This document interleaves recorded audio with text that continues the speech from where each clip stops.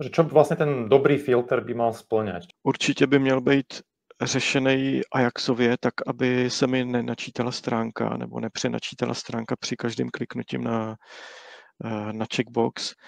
Určitě dává smysl mít u těch jednotlivých vlastností počet produktů, abych se nevyfiltroval do nuly, nebo abych věděl, jestli náhodou si to neomezuju moc, ten výběr. A co se týče SEO, určitě je fajn, aby ty nejdůležitější kombinace vlastností byly samostatná stránka, minimálně pro vyhledávač.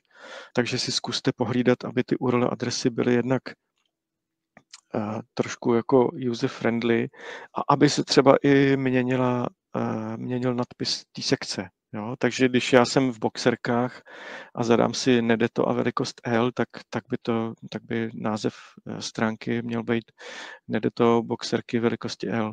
Jo? Protože to je to, co když dám do vyhledávače a přijdu na tuhletu stránku a rovnou je ten filtr předvybraný, tak si říkám, je super, už si jenom vyberu, který se mi líbí.